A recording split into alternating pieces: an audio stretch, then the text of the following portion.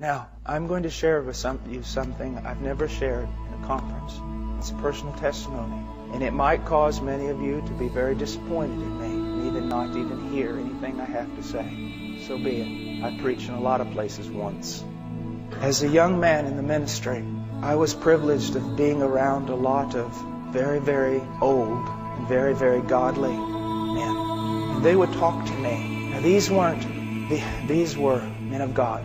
Baptist, very staunch, Reformed, some of them. People not given to enthusiasm or emotions or any other thing like that. Sound men. But they would talk to me about the power of God. They would talk to me about the presence of God. Not as men quoting stories that they had read, but men who themselves had seen with their own eyes the working of God. And I would go out on the streets in Austin, Texas and preach. I was afraid. There was no boldness. There was no power. There was nothing. But I would always hear the voices of these old men.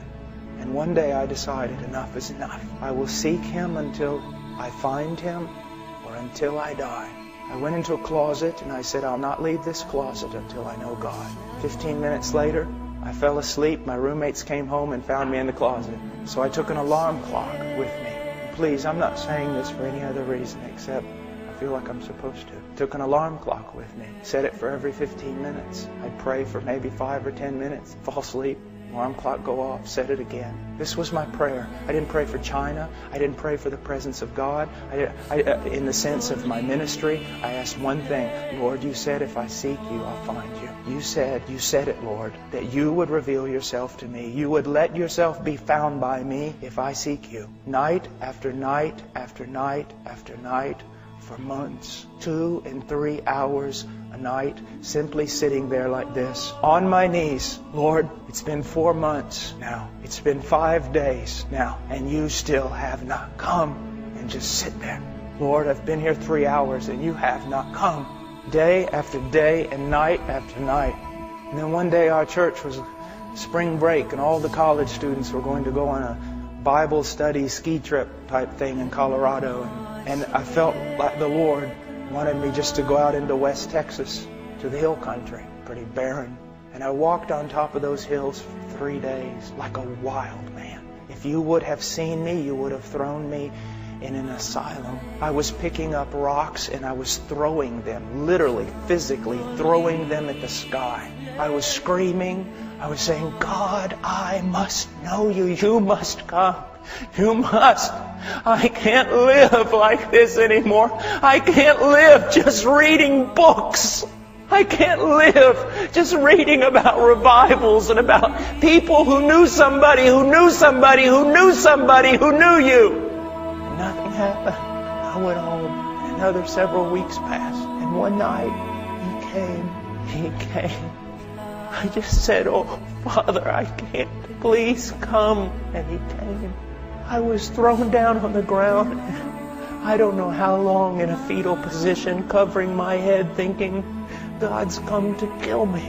The presence of God in a way that in 1 second, more of my sin and my need and His glory and power was revealed. And then all of a sudden, every bit of fear was taken away. And I was filled with such joy. And my mouth shot open. Now don't be afraid.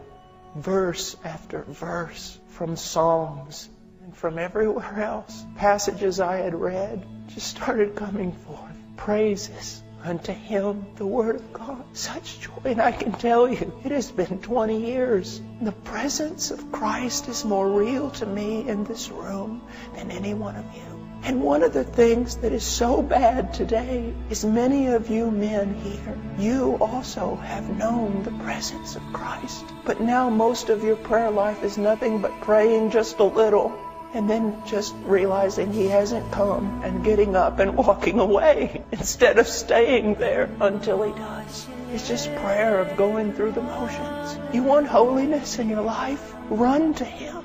And stay there. Stay there. My little boy, whenever I'm putting my shoes on and he realizes my bags are packed, he goes, Daddy, stay with Ian? Daddy, stay with Ian? Or Ian, go with Daddy?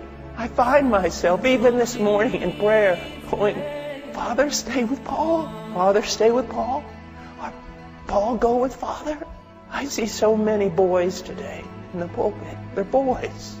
Because as those old men told me, the mark of a man of God is God upon the man. And I don't want to sound, I don't want to sound arrogant. I don't want to sound anything else. I just want to say this, that we have a desperate need to be men marked by the presence of God. We have a desperate need